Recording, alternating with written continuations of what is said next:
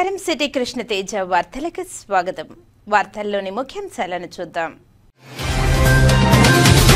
తిరుమల శ్రీవారి సేవలో శ్రీలంక మాజీ రాష్ట్రపతి నందసేన గోడ్భాయ్ రాజపక్సే.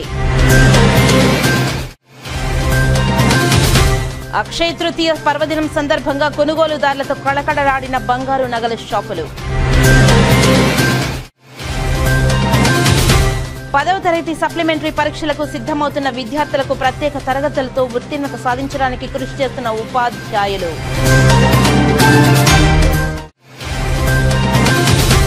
ఎన్టీఆర్ భరోసా సామాజిక భద్రతా పెన్షన్దారులకు ఏప్రిల్ నెల 1వ తారీఖు పంపిణీకి సిద్ధం చేస్తున్నట్లు జిల్లా కలెక్టర్ డాక్టర్ ఎస్ వెంకటేశ్వర్లు వెల్లడి.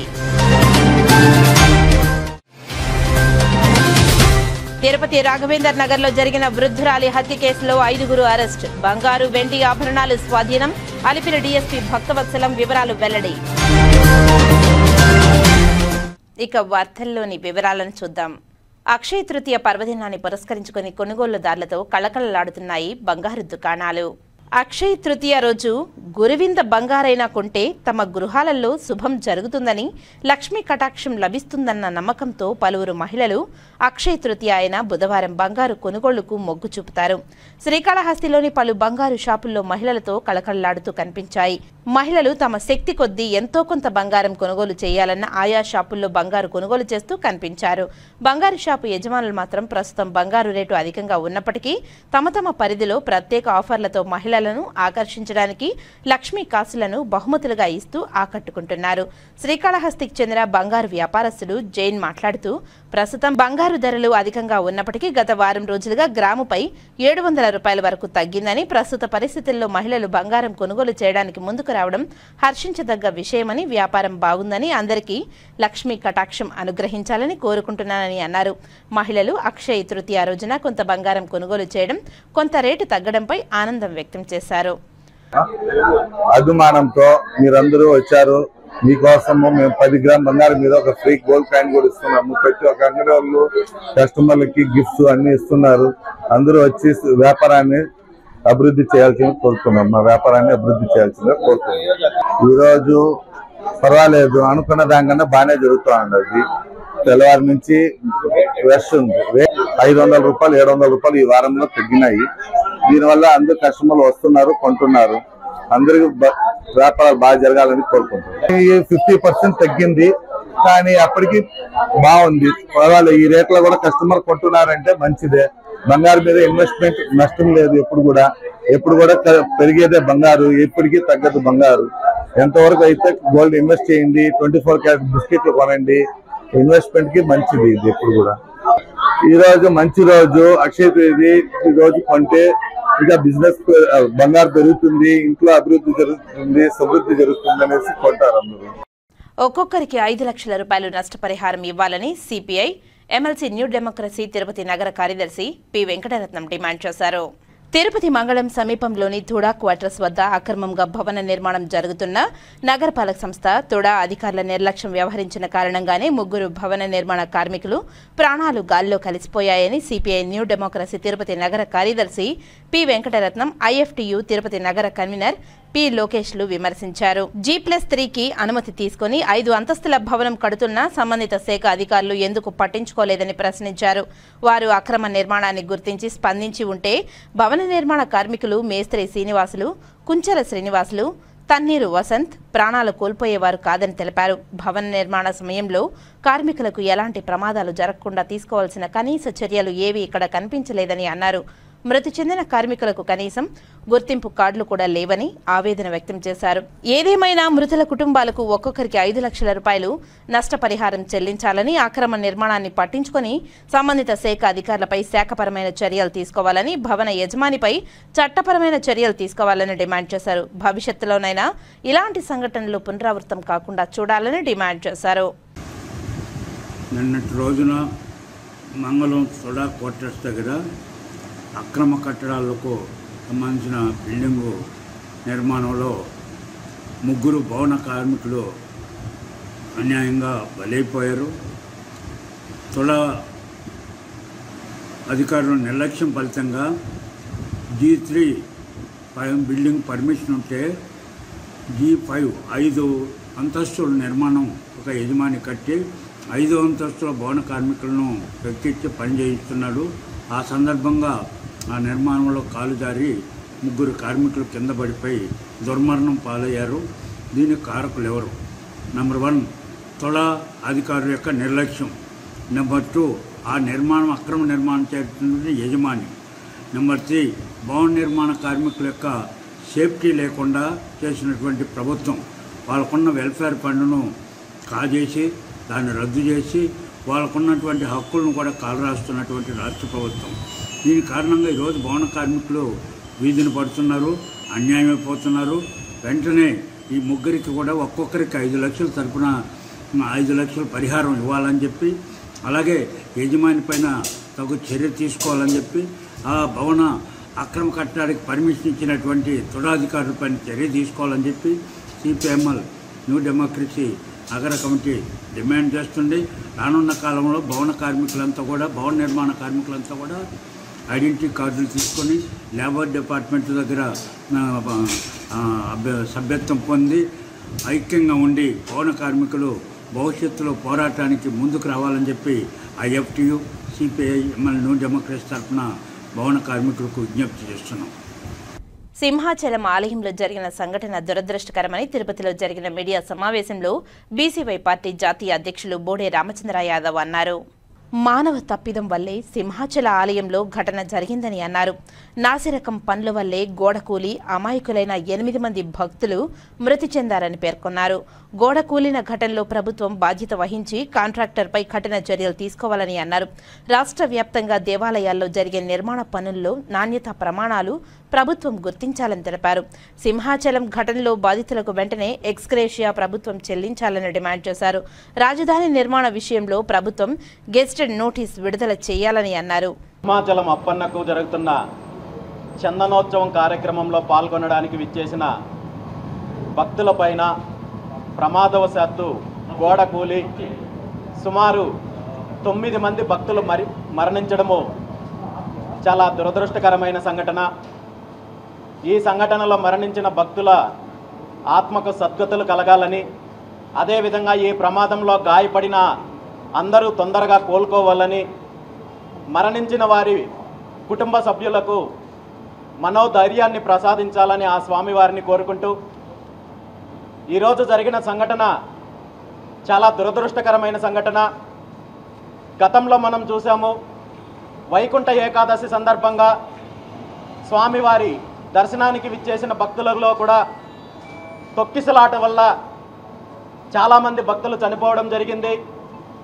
ఈరోజు సింహాచలంలో చందనోత్సవ కార్యక్రమానికి వేలాదిగా భక్తులు వస్తారని తెలిసినప్పటికీ కూడా ప్రతిష్టమైన ఏర్పాట్లు చేయాల్సిన దేవస్థానం యాజమాన్యము, అదేవిధంగా ప్రభుత్వము కేవలం 20 రోజులకు ముందు నాణ్యత లేకుండా నాసిరకంగా అప్పటికప్పుడు గోడలు నిర్మించడము, ఆ గోడల్లో కూడా ఎటువంటి ప్రమాణాలు లేకుండా నాసిరకంగా నిర్మించడము, వేలాదిగా భక్తులు వస్తున్నప్పుడు ఎటువంటి జాగ్రత్తలు తీసుకోకుండా ఈ విధంగా పర్వదినాలు జరిగినప్పుడల్లా ఏదో ఒక సంఘటన జరగడము, భక్తులు ప్రాణాలు కోల్పోవడము చాలా దురదృష్టకరమైన సంఘటన.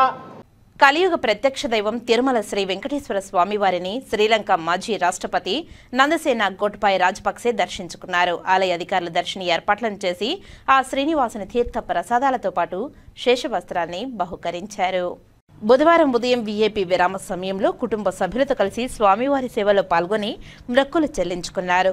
దర్శనానంతరం రంగనాయకుల మండపంలో వేద పండితులు వేద ఆశీర్వచనం అందించగా ఆలయ అధికారులు శ్రీవారి తీర్థ ప్రసాదాలను అందజేసి పట్టు వస్త్రంతో సత్కరించారు.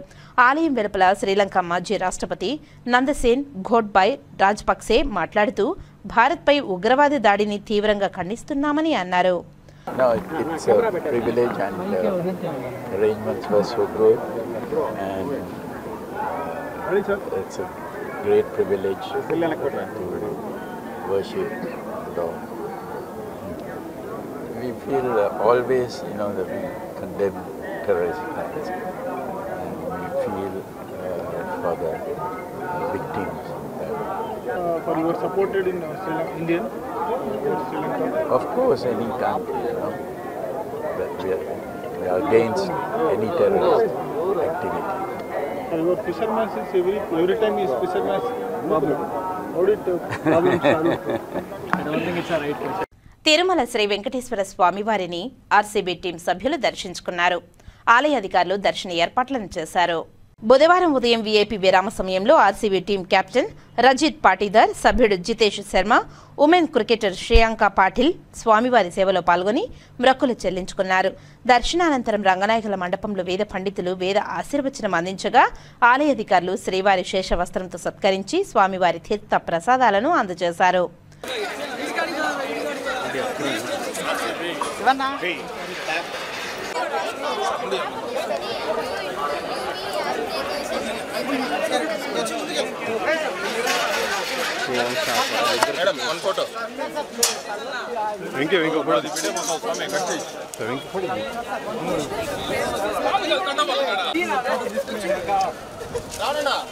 Sir, 1 second, 1 photo. One photo there, sir.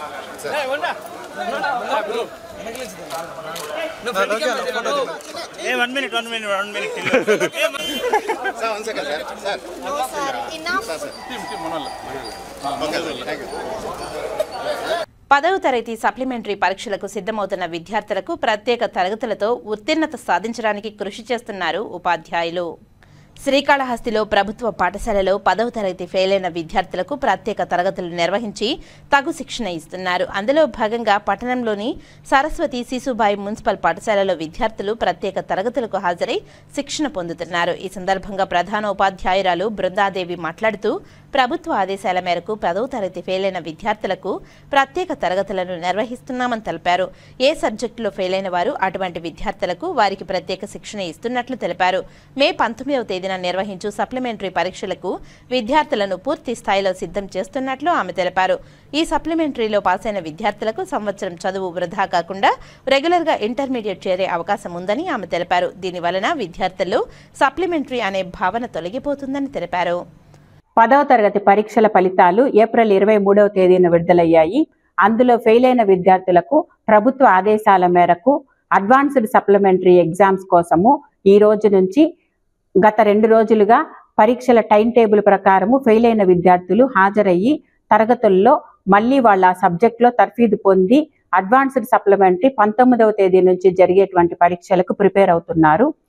ఈ కారణంగానే మా పాఠశాలలో కూడా 9 గంటల నుంచి 12 గంటల వరకు రోజువారీ సబ్జెక్టుల పరంగా ఫెయిల్ అయిన విద్యార్థులు వచ్చి మళ్ళీ ఒకసారి రివైజ్ చేసుకొని పాస్ అయ్యే విధంగా తయారవుతున్నారు.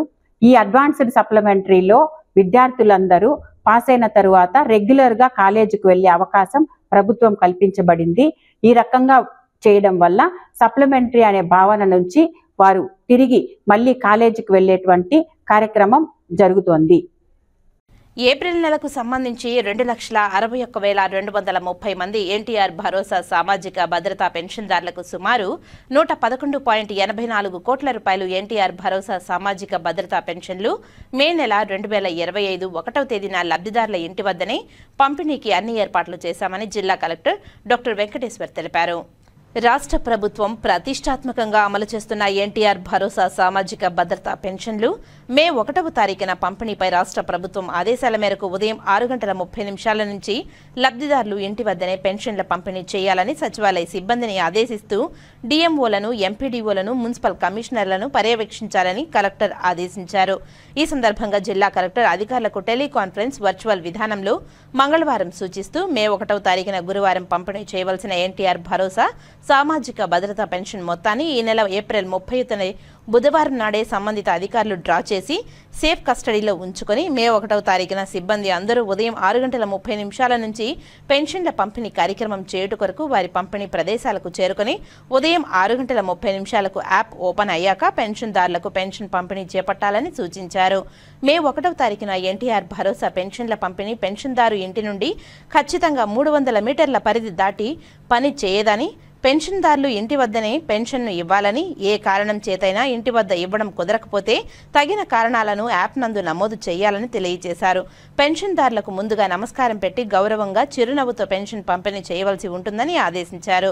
ఏ కారణం చేతైనా పెన్షన్ను తీసుకునే లబ్ధిదారులకు వారి యొక్క చరవాణికి సందేశం పంపబడుతుందని తెలిపారు. వీరికి 2/5/2025 తేదీ మధ్యాహ్నం 2 గంటల నుండి 5 గంటల వరకు గ్రామ వార్డు సచివాలయంకు సంబంధించి PS, WEA, WWDS, WAS వీరికి పెన్షన్ మొత్తాన్ని తప్పనిసరిగా పంపిణీ చేయవాలని తెలిపారు. జిల్లాలో ఏప్రిల్ నెలకు సంబంధించి 2,61,230 మంది పెన్షన్దారులకు సుమారు 111.84 కోట్ల రూపాయలు పంపిణీ చేయనున్నామని, గురువారం అదే రోజు 100% పెన్షన్ల పంపిణీ చేయాలని, దానికి అనుగుణంగా ఎంపీడీఓ మరియు మున్సిపల్ కమిషనర్లు పెన్షన్ పంపిణీకి చర్యలు తీసుకోవాలని తెలిపారు. మే నెల 1వ తారీఖు పెన్షన్ ఇస్తున్న విషయం ప్రతి పెన్షన్దారునికి వ్యక్తిగతంగా తెలియజేయాలని తెలిపారు. అలాగే పెన్షన్ పంపిణీకి నిర్దేశించిన సిబ్బంది ఉదయం వారికి పంపిణీ ప్రదేశాన్ని ఉదయం 6:30 చేరుకొని తప్పకుండా ఆ రోజు ఉదయం 7 గంటలకు పెన్షన్ పంపిణీ ప్రారంభించాలని తెలిపారు.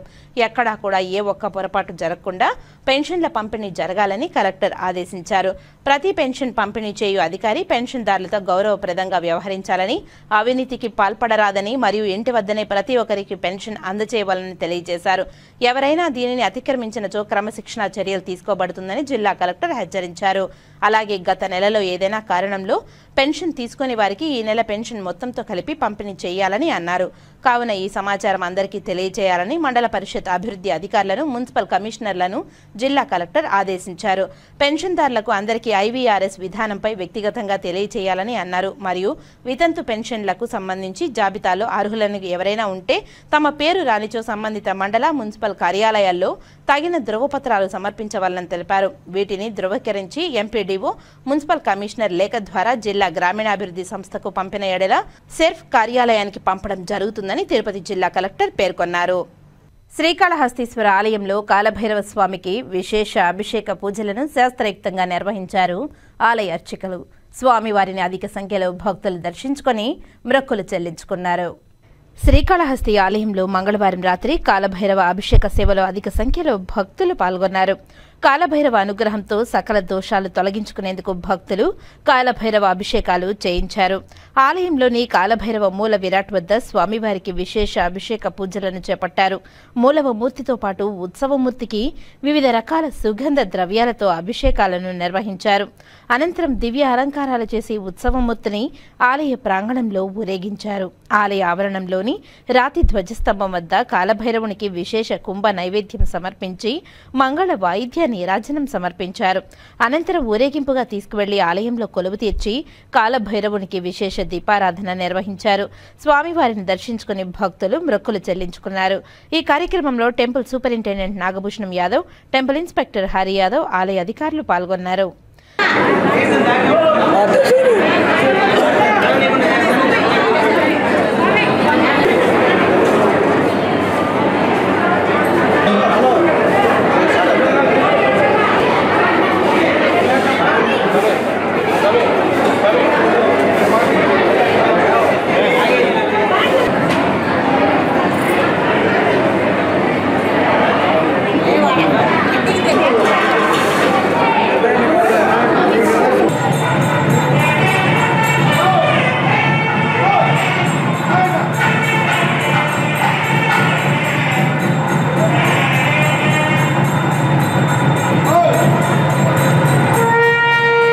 శ్రీకాళహస్తీశ్వరుని హుండీ ఆదాయాలు గణనీయంగా పెరిగింది.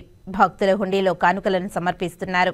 ఆలయ ఈవో బాపిరెడ్డి సూచనలతో డిప్యూటీ ఈవో ఎన్ఆర్ కృష్ణారెడ్డి పర్యవేక్షణలో స్వామి అమ్మవార్ల హుండీలలో భక్తులు సమర్పించిన కానుకలను లెక్కించారు.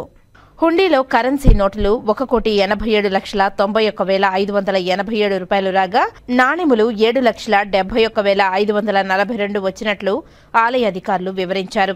అలాగే విదేశీ కరెన్సీ కూడా 158 నోట్లు వచ్చింది. కాగా హుండీలో రాహుకేతు దోష నివారణ పూజలకు వాడిన వెండి నాగపడిగలు 702 కిలోలు 100 గ్రాములు వచ్చినట్లు వివరించారు. ఈ రాబడి 33 రోజులకు సంబంధించినది. అయితే ఆదివారం అమావాస్య ఒక్కరోజు వివిధ సేవా టికెట్ల విక్రయాల ద్వారా 1,02,00,000 రూపాయలు వచ్చింది. శాసనసభ్యుడు బొజ్జల వెంకట సుధీరెడ్డి ఆలోచనలను ఈవో టి బాపిరెడ్డి అమలు చేయడంతో ఆదాయాలు గణనీయంగా పెరిగింది. మే 2వ తేదీన విజయవాడలో అమరావతి రాజధాని పనుల నిర్మాణానికి గాను ప్రధానమంత్రి నరేంద్ర మోదీ చేతుల మీదుగా శ్రీకారం చుట్టేందుకు రాష్ట్ర ప్రభుత్వం సంసిద్దమైందని టీడీపీ తిరుపతి పార్లమెంటరీ నియోజకవర్గ అధ్యక్షులు గొల్లా నరసింహ యాదవ్ పేర్కొన్నారు. తిరుపతి ప్రెస్ క్లబ్లో బుధవారం ఉదయం జరిగిన మీడియా సమావేశంలో ఆయన మాట్లాడారు. వైసీపీ ప్రభుత్వం హయాంలో విధ్వంసానికి గురైన అమరావతి రాజధాని అభివృద్ధిని తిరిగి పట్టాలు ఎక్కించేందుకు కూటమి ప్రభుత్వం అమరావతి రాజధాని పనులను మే నెల 2వ తేదీన ప్రధానమంత్రికి శ్రీకారం చుట్టనుందని ఆయన తెలిపారు. 65,000 కోట్ల రూపాయలతో 2017 స్క్వేర్ కిలోమీటర్లతో 8,352 స్క్వేర్ కిలోమీటర్లతో విస్తీర్ణంలో రాజధాని అమరావతి రూపుదిద్దుకోనుందని తెలిపారు. అమరావతి రాజధాని ప్రపంచంలోనే తొలి సోలార్ నగరంగా చరిత్ర సృష్టిస్తుందని తెలిపారు. అమరావతి నగర విద్యుత్ అవసరాల నిమిత్తం 2,700,000 మెగావాట్ల గ్రీన్ ఎనర్జీని వినియోగించుకునేలా ప్రభుత్వం ఏర్పాటు చేస్తుందని తెలిపారు. కూటమి ప్రభుత్వం అధికారంలోకి వచ్చాక రాజధానిని పరుగులు పెడతామని తెలిపారు. రాజధానిలో పునర్నిర్మాణ పనులకు 48,12,067 కోట్ల వ్యయంతో ప్రభుత్వం పరిపాలనా వసతులు మంజూరు చేసిందని తెలిపారు. ప్రజా రాజధాని అమరావతి పూర్తయితే 175 నియోజకవర్గాల యువతకు ఉద్యోగాలు, ఉపాధి దొరుకుతుందని అన్నారు. అమరావతి నిర్మాణానికి రాష్ట్ర ప్రభుత్వం నుండి ₹1 కూడా ఖర్చు పెట్టాల్సిన అవసరం లేదని తెలిపారు. ఇందుకు ప్రభుత్వ ఆధీనంలో ఉన్న భూమిని దశల వారీగా అమ్ముతూ రాజధాని నిర్మాణానికి చేసిన అప్పులను వడ్డీలతో సహా చెల్లించవచ్చునని, మిగిలిన డబ్బుని 175 నియోజకవర్గాల అభివృద్ధికి వినియోగించుకోవచ్చునని అన్నారు. ముఖ్యమంత్రి నారా చంద్రబాబు నాయుడు తన పరిపాలన దక్షతతో ప్రపంచ బ్యాంక్, ఏషియన్ డెవలప్మెంట్ బ్యాంకులను ఒప్పించి తెచ్చిన నిధులతో అమరావతి పనులు రానున్న కాలంలో పరుగులు పెట్టబోతున్నాయని ఆయన హర్షం వెళ్లబుచ్చారు. జగన్మోహన్ రెడ్డి 5 ఏళ్ల రాక్షస పాలనలో అమరావతి రాజధానికి త్యాగాలు చేసి భూములు ఇచ్చిన రైతులపై అనేక కేసులు పెట్టి ఇబ్బందులు పాలు చేసిన సంగతి అందరికీ తెలిసిందేనని అన్నారు. 3 రాజధానుల పేరుతో రాష్ట్రానికి రాజధాని లేకుండా చేసిన ఘనత జగన్మోహన్ రెడ్డిదేనని విమర్శించారు. రాజధాని నిర్మాణంలో భావితరాలకు బంగారు భవిష్యత్తు లభిస్తుందని ఆయన ముఖ్యమంత్రి నారా చంద్రబాబు నాయుడును కొనియాడారు. ఈ విలేకరుల సమావేశంలో నగర deputy mayor RC Munikrishna, Telugu Desam party నాయకులు పాల్గొన్నారు. 5 సంవత్సరాల్లో కూడా మళ్ళీ అసెంబ్లీలో ప్రతిపక్షంలో ఉన్నప్పుడు మటుకు జగన్మోహన్ రెడ్డి అన్ని వేల ఎకరాలు కావాలి, ఇన్ని వేల ఎకరాలు కావాలని చెప్పారు. అసెంబ్లీ సాక్షిగా మేము సహకరిస్తామని చెప్పారు. ముఖ్యమంత్రి అయిన తర్వాత 3 రాజధానుల పేరుతో ఏ విధంగా రాజధాని నిర్మాణాలన్నీ కూడా ఆపేసి ఏ విధంగా రాజధానిని తరలించాలి విశాఖ అనే నినాదంతో ఏ విధంగా ఇబ్బందులు పెట్టాడు, ఎంతమంది రైతులు, భూములు ఇచ్చిన రైతులు, రాజధాని కోసం త్యాగాలు చేసిన రైతుల్ని కేసులు పెట్టడం, చాలామంది ఆత్మహత్యలకు పాల్పడడం, ఈ విధంగా వాళ్ళంతా కూడా ఒక రాక్షస పాలన తలపించే విధంగా జగన్మోహన్ రెడ్డి రాజధాని నిర్మాణానికి సైంధవుల్లా అడ్డుకోవడం మనం చూసాం. అదేవిధంగా ఈరోజు హైకోర్టు కూడా నిర్మాణం కూడా చంద్రబాబు నాయుడు గారి పరిపాలనలోనే గతంలో జరిగింది. ఈ విధంగా చెప్పుకుంటూ పోతే అనేక నిర్మాణాలు, పెద్ద పెద్ద ప్రాజెక్టులన్నీ కూడా అర్ధాంతరంగా నిలిపేసి ఏ విధంగా దాని శిథిల వ్యవస్థకు చేకూర్చాడో ఆయన పరిపాలన మనం చూసాం. అదేవిధంగా అనేక కంపెనీలు కూడా, అక్కడికి వచ్చిన అనేక కంపెనీలు కూడా ఇతర రాష్ట్రాలకి తరలి వెళ్ళిపోయిన పరిపాలన, ఆయన పరిపాలన మనం చూసాం. ఈరోజు మళ్ళీ ఇవన్నీ చూసిన దృష్ట్యా ఏదైతే అక్కడ ఉద్యోగస్తులకి సంబంధించి, ప్రజలకు సంబంధించి కూడా క్వార్టర్స్ల నిర్మాణానికి కూడా శ్రీకారం, బహుళంతస్తుల బిల్డింగ్లు కూడా నిర్మాణం చేసుకోవడం జరిగింది. ఆశ్రయ నిర్మాణాలు కానీ, రైల్వే ట్రాక్ దీనికి సంబంధించి కానీ, ఈ విధంగా ప్రతి ఒక్కటి కూడా ఏదైతే గ్రీన్ సిటీగా ప్రపంచంలో ఎక్కడా లేని విధంగా గ్రీన్ సిటీ డెవలప్ చేయాలి, అంతా కూడా విద్యుత్ ఇదంతా కూడా ఒక నూతన విధానంతో అక్కడ చేయాలనే తలంపుతో ఎన్నో ప్రాజెక్టులు తీసుకొచ్చి అవన్నీ కూడా అతలాకుతలం చేసిన జగన్మోహన్ రెడ్డిని మనం చూసాం. ఈరోజు మళ్ళా తెలుగుదేశం పార్టీ ఎన్డీఏ కూటమికి ప్రజలు అధికారంలోకి ఇచ్చిన వెంటనే ఆ యొక్క నిర్మాణాల పనులన్నీ కూడా ఏ విధంగా స్పీడ్గా కూడా ఈరోజు పనులు జరుగుతున్నాయి.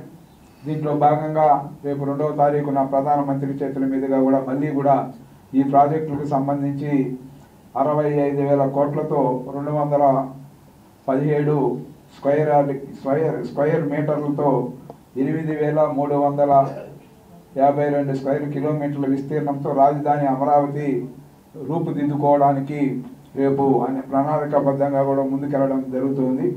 అదేవిధంగా సోలార్ నగరంగా చరిత్రలో నిలిచిపోయే విధంగా అమరావతి రాజధాని సోలార్ నగరంగా కూడా తీర్చిదిద్దేటట్లు ప్రణాళికబద్ధంగా ముందుకెళ్ళడం, అదేవిధంగా అమరావతికి సంబంధించి నగర విద్యుత్ అవసరాల నిమిత్తం 2700 మెగావాట్లు గ్రీన్ ఎనర్జీ ప్రభుత్వం వచ్చిన తర్వాత, అదేవిధంగా జర్మనీకి చెందిన డెవలప్మెంట్ బ్యాంక్ KfW నుంచి 5,000 కోట్ల అమరావతి నిర్మాణానికి హడ్కో రుణ సదుపాయం కల్పించడం ఈరోజు ప్రజలందరూ కూడా హర్షాన్ని తెలియజేస్తా ఉన్నారు.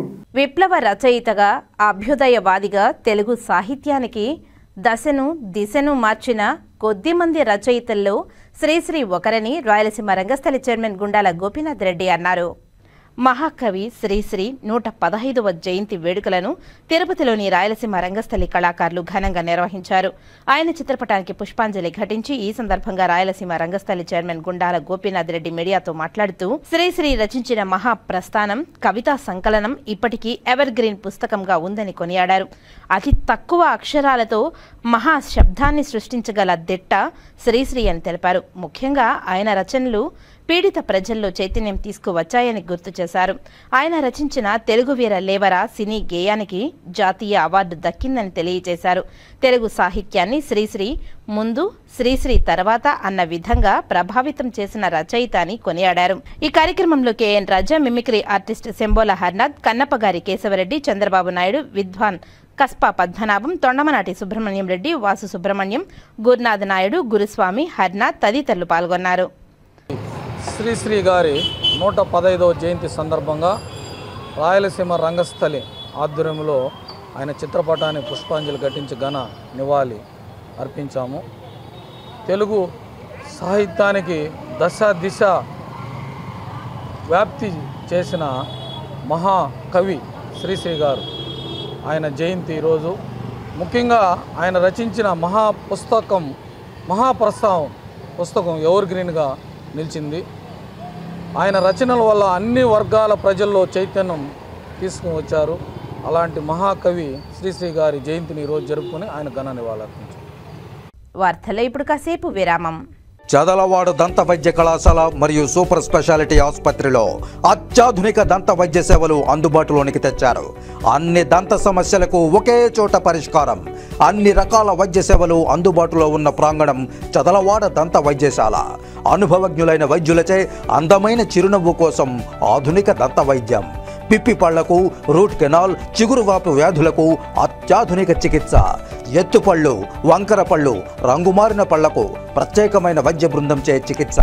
అంతేకాకుండా చదలవాడ విద్యా సంస్థల్లో రాయలసీమలోనే ఆర్కిటెక్చర్ కోసం మొట్టమొదటి private college Chadalavada Aruna school of architecture. అత్యుత్తమ ఇన్ఫ్రాస్ట్రక్చర్ కలిగి సమర్థవంతమైన టీచింగ్ స్టాఫ్తో విద్యార్థులకు ప్రాక్టికల్స్తో కూడిన విద్యాబోధన చదలవాడ అరుణ స్కూల్ ఆఫ్ ఆర్కిటెక్చర్లో. సంప్రదించండి. చదలవాడ కృష్ణతేజ దంత వైద్య కళాశాల, రేణిగుంట రోడ్, తిరుపతి. తిరిగి వార్తల్లోనికి స్వాగతం. జిల్లా గ్రంథాలయం వారి ఆధ్వర్యంలో శ్రీకాళహస్తి గ్రంథాలయంలో విజ్ఞాన తరగతులను నిర్వహిస్తున్నారు. ప్రతి సంవత్సరం నిర్వహించు వేసవి విజ్ఞాన తరగతులను శ్రీకాళహస్తి గ్రంథాలయంలో బుధవారం నుండి ప్రారంభించారు. ఈ సందర్భంగా గ్రంథాలయ అధికారి లావణ్య మాట్లాడుతూ ఈ శిక్షణా తరగతుల్లో విద్యార్థులకు సృజనాత్మకతను పెంపొందించేందుకు spoken English, drawing, painting, dance, quiz పోటీలు, చదరంగం తదితర వాటిపై శిక్షణ ఇస్తామని తెలిపారు. శిక్షణ ముగిసిన అనంతరం విద్యార్థులకు సర్టిఫికేట్లు ఇస్తామని తెలిపారు. విద్యార్థులు ఈ వేసవి శిక్షణా కేంద్రాలను సద్వినియోగం చేసుకోవాలని ఆమె కోరారు.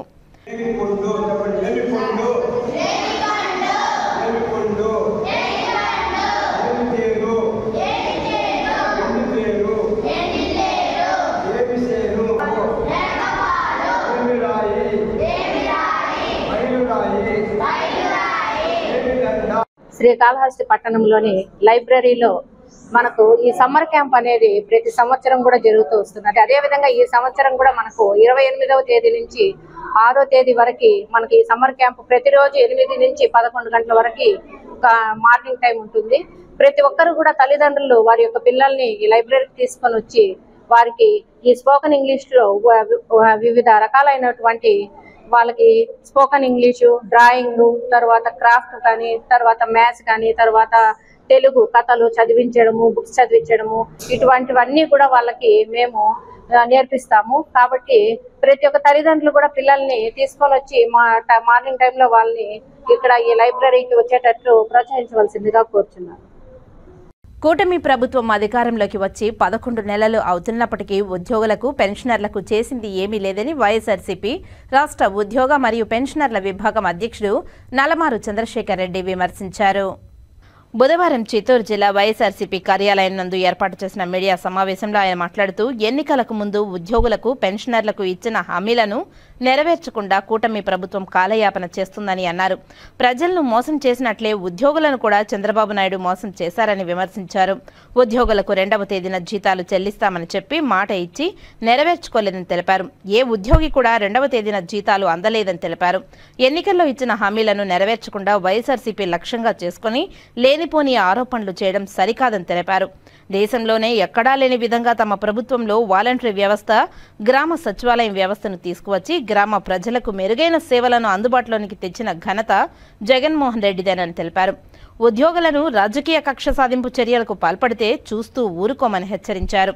కూటమి ప్రభుత్వం ఇచ్చిన హామీలను నెరవేర్చాలని, లేని పక్షంలో ప్రజలు తగిన విధంగా గుణపాఠం చెప్పే రోజులు దగ్గరలోనే ఉన్నాయని హెచ్చరించారు.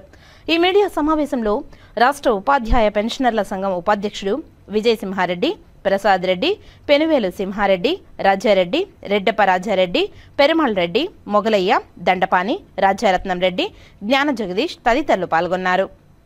ఉద్యోగస్తులకి పెన్షనర్స్ కి సంబంధించి మరి టీడీపీ కూటమి ప్రభుత్వం వచ్చి 11 నెలలు దాటిపోతున్నా కూడా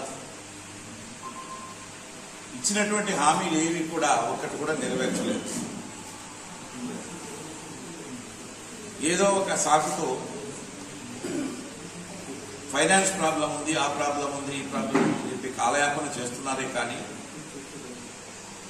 ఎన్నికల ముందు మాత్రం మేము అధికారంలోకి వచ్చిన వెంటనే ఉద్యోగస్తులకు అన్ని విధాలా చూసుకుంటాము, వాళ్ళకి రావాల్సినటువంటి బకాయిలతో పాటు ఏవైతే పెండింగ్ ఉన్నాయో ఇష్యూస్ అన్నీ కూడా మేము చేస్తాము, ఫ్రెండ్లీగా ఉంటామని చెప్పేసి అన్నారు అని దాన్ని మేనిఫెస్టోలో కూడా పెట్టడం జరిగింది. ప్రతి సభలలో కూడా ఎన్నికలలో పెట్టినటువంటి సభలలో చెప్పడం జరిగింది. అయితే ఇదంతా కూడా ఒక ప్రజల్ని ఏ విధంగా మోసం చేసి ఓట్లు వేయించుకున్నారు, అదేవిధంగా ఉద్యోగస్తులను కూడా చదువుకున్నటువంటి మేధావర్గంలో ఉన్నటువంటి ఉద్యోగ వ్యవస్థను కూడా ఒక విధంగా మోసం చేశారని చెప్పేసి చెప్పడం తప్పదు.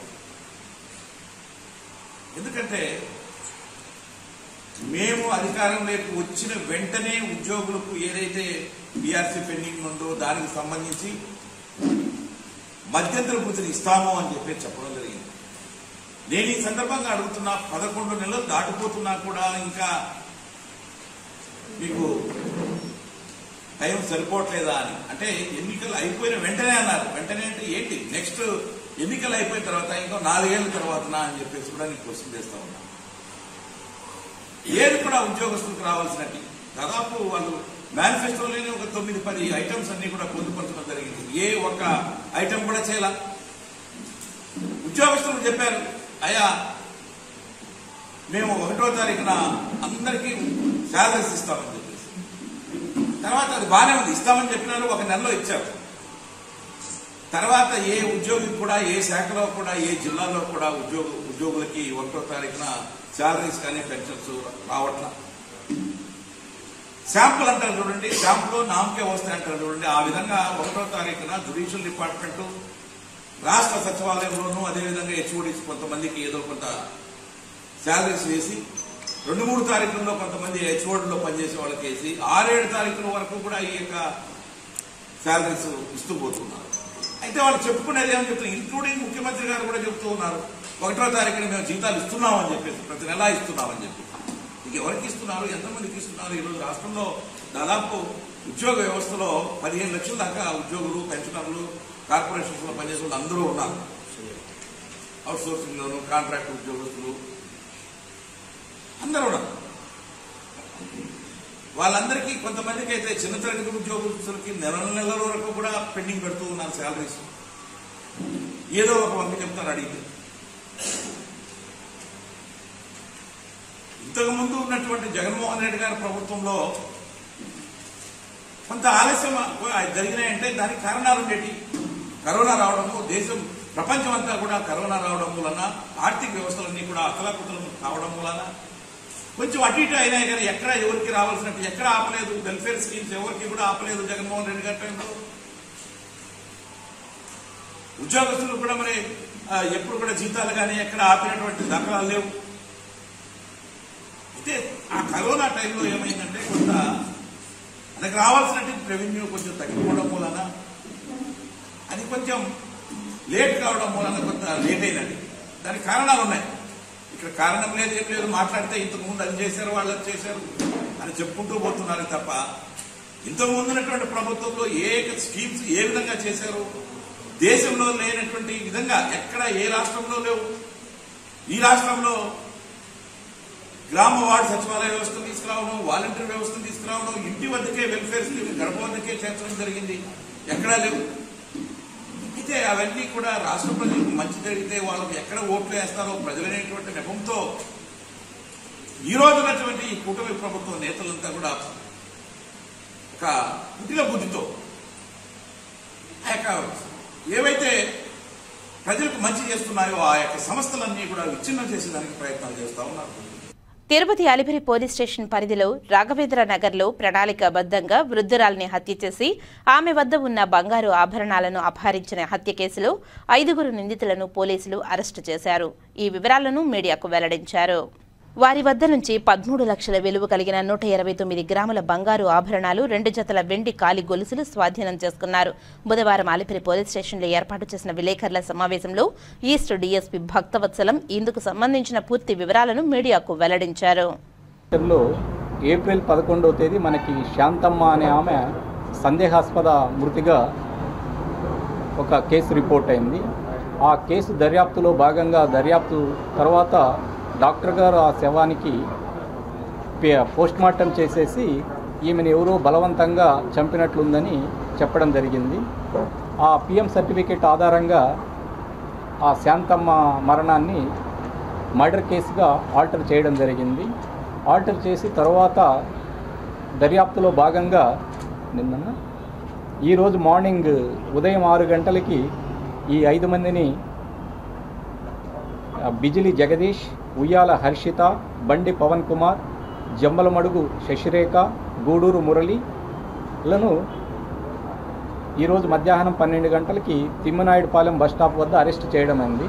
వాళ్ళని విచారిస్తే ఇందులో జగదీష్, హర్షిత అనే వాళ్ళు ఎవరైతే మరణించారో శాంతమ్మ వాళ్ళ ఇంట్లోనే పోయిన నెల మార్చి నెల లాస్ట్ వీక్లో బాడుకు దిగడం జరిగింది. ఈ యొక్క శాంతమ్మ గారి మీద ఆభరణాలు, తర్వాత డబ్బు ఉండడం చూడడము, ఆమె ఒంటరిగా ఉండడాన్ని తమకు అవకాశంగా మలుచుకొని మిగతా 3 కలిసి కుట్ర పన్ని ఆమె ఒక్కతే ఉన్నప్పుడు 10వ తేదీ రాత్రి 10 గంటలకి ఇంట్లోకి వెళ్ళి వీళ్ళు 5 మంది కలిసి ఆమెను చంపి ఆమె దగ్గర నుంచి బంగారు నగలు, క్యాష్ తీసుకుపోవడం జరిగింది. వీరిని అరెస్ట్ చేసి వీరి స్వాధీనంలో నుంచి 129 గ్రాములు బంగారు, తర్వాత 35,000 రూపాయలు నగదు స్వాధీనం చేసుకోవడమైనది. ఆ బంగారు నగలు ఇక్కడ ఉంచడమైనది. వీటి విలువ సుమారు 13 లక్షలు ఉన్నాయి. వీళ్ళు కేవలం ఎటువంటి కక్షలు కానీ ఆమె మీద పగ కానీ ఏం లేదు. ఓన్లీ బంగారు నగల కోసం, బంగారు తర్వాత డబ్బులకు మాత్రమే ఆశపడి ఆమెను చంపడం జరిగింది. దీనికంతటికీ వాళ్ళకి కారణం ఆమె ఒంటరిగా ఉండడం. దీన్ని ఆసరాగా తీసుకొని వాళ్ళు ఈ మర్డర్ చేయడం జరిగింది. వీరిని హత్యకి ఎటువంటి ఆయుధాలు ఉపయోగించలేదు. ఆమె వారి ఇంట్లో ఉన్న చున్నీతోనే గొంతును నులిమి చంపేసి అదే చున్నీతోనే ఆమెకి ఉరి వేసేసి ఆమెంతకు ఆమె ఆత్మహత్య చేసుకుందని మనల్ని నమ్మించాలని ప్రయత్నం చేశారు. అయితే ఈ దర్యాప్తు అధికారులు ఈ కిషోరు, తర్వాత ఎస్ఐ లోకేష్, ఇతర సిబ్బంది ఇందులో బాగా కృషి చేసి దీని వెనకున్న కుట్రను ఛేదించేసి ఈ ముద్దాయిలను పట్టుకోవడం జరిగింది. వారి మీద ఏమి లేవు. కానీ ఉయ్యాల హర్షిత అని ఆమె భార్య ఉంది కదా, ఆయన భార్య, ఆమె ఫాదర్ మీద అయితే రెడ్ శాండల్ కేసెస్ ఉన్నాయి. ఇంకా మిగతా వారి మీద ఎటువంటి క్రిమినల్ హిస్టరీ లేదు. ఓన్లీ జగదీష్ మీద మాత్రం ఒక మర్డర్ కేసు అనంతపురం జిల్లా కదిరి ఏరియాలో ఉంది. వీళ్ళు మార్చి నెల లాస్ట్ వీక్లో ఆ ఇంట్లో చేరడం జరిగింది. సన్నిహితంగా ఆమెని ఒంటరిగా ఉండడం వల్ల ఆమెకి ఏదైనా హాస్పిటల్కి వెళ్ళాలన్నా ఏదైనా షాపింగ్కి వెళ్ళాలన్నా వీరే ఆమెని ఆటోలో తీసుకొని పోవడము ఆమెకు హెల్ప్ చేస్తున్నట్లు నటించారు. అందులో భాగంగానే ఈవెన్ రాత్రి 10 గంటలప్పుడు వీళ్ళు డోర్ తట్టినా కానీ మనకు తెలిసిన వాళ్ళేనని ఆమె వాకిలి తీయడం ఇదంతా జరిగింది. ఆ ఫ్లోర్లో ఈమె 4th ఫ్లోర్లో ఉండేది చనిపోయిన ఆమె, వీళ్ళు వచ్చేసి 2nd ఫ్లోర్లో ఉండేవాళ్ళు. ఈ జగదీష్ ఆయన భార్య. ఇది జరిగినప్పుడు 3rd ఫ్లోర్లో ఉన్న ఆమె ఏదో బయటకు వెళ్ళినట్లుంది, దాన్ని ఇంకెవరు చూడలేదు. అప్పుడు సీసీ కెమెరాలు అక్కడేమీ లేవు, మనకి ఫుటేజెస్ ఏం లేవు అక్కడ, సీసీ కెమెరాలు ఏం లేవు అక్కడ. కేంద్ర ప్రభుత్వ పథకాలని చెప్పి లక్షల్లో అక్రమ డిపాజిట్లు వసూలు చేసి తప్పించుకుని తిరుగుతున్న ఆర్థిక నేరగాడు పూసపాటి వెంకటరమణను అరెస్టు చేయాలని ఆమ్ ఆద్మీ పార్టీ తిరుపతి జిల్లా అధ్యక్షుడు నగేష్ డిమాండ్ చేశారు. రాయలసీమ జిల్లాలో కిసాన్ సభ, కిసానార్థన్ వంటి కేంద్ర ప్రభుత్వ పథకాలు పేర్లు చెప్పి అమాయక నిరుద్యోగ దగ్గర నుంచి డిపాజిట్ల పేరుతో లక్షలు వసూలు చేస్తున్న పూసపాటి వెంకటరమణపై విచారణ చేపట్టాలని తిరుపతి జిల్లా ఎస్పీకి ఫిర్యాదు చేసిన సంబంధిత పోలీస్ స్టేషన్కు బాధితురాలు వెళ్లి మొరపెట్టుకున్నా వాటిని స్వీకరించకుండా కేవలం పూసపాటి వెంకటరమణ వారి కుటుంబ సభ్యులు తప్పుడు ఫిర్యాదులు తిరుపతి ఎంఆర్పల్లి పోలీస్ స్టేషన్ స్వీకరించి ఎలాంటి విచారణ లేకుండా బాధితులపై తప్పుడు కేసులు నమోదు చేయడం దారుణమని అన్నారు. ఇప్పటికైనా జిల్లా పోలీసు యంత్రాంగం సమగ్ర విచారణ చేపట్టి పూసపాటి వెంకటరమణ చేతిలో మోసపోయిన సుమారు 300 మంది రాయలసీమ జిల్లాలోని బాధితులకు న్యాయం చేయాలని కోరారు. పూసపాటి వెంకటరమణకు డిపాజిట్లు కట్టిన వారందరితో కలిసి త్వరలోనే తిరుపతి ఎస్పీని కలిసి ఆధారాలు తెలియజేస్తామని తెలిపారు. ఈ ఘరానా ఆర్థిక మోసగాడు పూసపాటి వెంకటరమణ డిపాజిట్ల డబ్బులు తీసుకుని వారి కుటుంబ సభ్యులైన వరలక్ష్మి, ప్రియాంక, విష్ణు ఫోన్ పేలను డబ్బులు చేయించుకుని వాటిని తిరిగి చెల్లించమని బాధితులు అడిగితే తప్పుడు కేసులు నమోదు చేస్తూ చలామణి అవుతున్నారని తెలిపారు. ఇతనికి పైగా అనేక పోలీస్ స్టేషన్లో రాయలసీమ జిల్లాలో చీటింగ్ కేసులు నమోదయ్యాయని బాధితులు కూడా తెలియజేశారు. ఇతనిపై తిరుపతి జిల్లాలోని పోలీస్ స్టేషన్లో ఉన్నతాధికారులు కఠిన చర్యలు తీసుకోవాలని ఆమ్ ఆద్మీ పార్టీ తిరుపతి జిల్లా అధ్యక్షులు నీరుగట్ట నగేష్ డిమాండ్ చేశారు.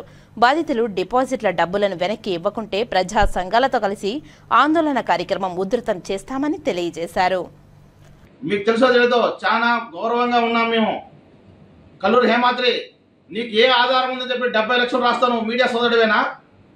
తెలుసా 70 లక్షలు ఉంటే డబ్బు ఎంతనో? భారీ స్కామ్ అంట. ఏం స్కామ్ చేశారు? నేను వాళ్ళలాగా వీళ్ళలాగా ఏమి అడుక్కోనో లేకపోతే దందాలు చేస్తూ రాలేదు. స్వయం కృషితో ఈ రోజున ప్రత్యక్షంగా పనిచేస్తున్నాను ప్రజాసేవ కోసం. ఈరోజు నువ్వు ఏ విధంగా నువ్వు ఎంఆర్పల్లికి తీసుకెళ్లి తప్పుడు కేసు మా పైన నమోదు చేయిస్తావు? ఒకసారి పునః ఆలోచన చెయ్యి. వెంకటరమణ గుర్తుపెట్టుకో, నీ పేరు వెంకటరమణ పెట్టుకున్నావు, వెంకటేశ్వర స్వామి పేరు. నువ్వు రా ప్రమాణం చేద్దావు. నువ్వు రాయలసీమ జిల్లాలో మాకు అగ్రిమెంట్ చేయలేదా? అగ్రిమెంట్ మా దగ్గర లేదా? నువ్వు 7 నెలలుగా తప్పించుకొని పని చేయకుండా ఈ విధంగా బాధితుల్ని వేధించి కట్టించిన డిపాజిట్ డబ్బులు వెనకీయకుండా మోసం చేసి కుట్ర చేసి మమ్మల్ని నువ్వు ఈ విధంగా చేయడం కరెక్ట్ కాదు. నీపైన కూడా మేము ₹1 కోటి పరునష్ట కేసు నమోదు చేస్తాను. అలాగే కల్లూరు హేమాద్రి, ఏ ఆధారం లేకుండా నువ్వు అన్ని గ్రూపుల్లో పోస్ట్ చేసావు, నీపైన కూడా చట్టపరంగా నేను చర్యలు తీసుకుంటాను. ఎస్పీ గారికి ఫిర్యాదు చేస్తాను. నువ్వు కూడా ₹1 కోటి నష్టపరాన్ని కట్టించాలి. ఎందుకంటే అందులో పార్టీ పేరు వాడావు. నీ రాజకీయాలంటే పక్కన పెట్టుకో. నీ వెనకాల ఏమున్నా నాకు తెలీదు, ఏ పార్టీ నాయకున్నాడో. నేను మాత్రం ఆమ్ ఆద్మీ పార్టీ నాయకుడినే, ప్రజల కోసం నిజాయితీగా పనిచేసేటువంటి వాడిని, జిల్లా అధ్యక్షుడిని. మర్చిపోయినావేమో. ఏ ఆధారం లేక నువ్వు ఎలా నువ్వు గ్రూపుల్లో పోస్ట్ చేస్తావు? వెనక్కి తీసుకొని మాటల్ని అపాలజీ చెప్పు. నా నేచర్ కాదు కిడ్నాప్ చేయడం, నా నేచర్ కాదు బ్లాక్మెయిల్ చేయడం, నా నేచర్ కాదు ఆడపిల్లని వేధించడం. నీకు తెలుసు, నీకు తగ్గువది, నాకు కాదు. ప్రమాదవశాత్తు కాలు విరిగి ఆసుపత్రిలో చికిత్స పొందుతున్న 2 వీలర్ మెకానిక్ జాకీర్కు వైద్య ఖర్చుల నిమిత్తం తిరుపతి 2 వీలర్ జిల్లా అధ్యక్షుడు ఆవుల మునిరెడ్డి ఆధ్వర్యంలో బుధవారం ₹10,000 ఆర్థిక సాయం అందించారు. ఐఎస్ మహల్ వద్ద మెకానిక్ గా పనిచేస్తున్న ప్రమాదవశాత్తు కాలు జారి క్రిందపడి కాలు విరగడంతో మెకానిక్ జాకీ ఆసుపత్రిలో చేరారు. విషయం తెలుసుకున్న అసోసియేషన్ నాయకులు ఆసుపత్రికి వెళ్లి మెకానిక్ ను పరామర్శించారు. మెకానిక్ కాలు ఆపరేషన్ నిమిత్తం ₹10,000 మెకానిక్ కుటుంబానికి అందించి తమ వంతు చేయూతనందించారు. ఆర్థిక సాయం అందించిన వారిలో అసోసియేషన్ నాయకులు జలంధర్, లక్ష్మణరావు, ప్రభు, గురు, ఆచారి, కేశవ, పాపయ్య, నాగరాజు, రాము ఉన్నారు. వార్తలు ముగించే ముందు ముఖ్యాంశాలు మరోసారి. తిరుమల శ్రీవారి సేవలో శ్రీలంక మాజీ రాష్ట్రపతి నందసేన గోడ్భాయ్ రాజపక్సే. అక్షయ తృతీయ పర్వదినం సందర్భంగా కొనుగోలుదారులతో కళకళలాడిన బంగారు నగల షాపులు. 10వ తరగతి సప్లిమెంటరీ పరీక్షలకు సిద్ధమవుతున్న విద్యార్థులకు ప్రత్యేక తరగతులతో ఉత్తీర్ణత సాధించడానికి కృషి చేస్తున్న ఉపాధ్యాయులు.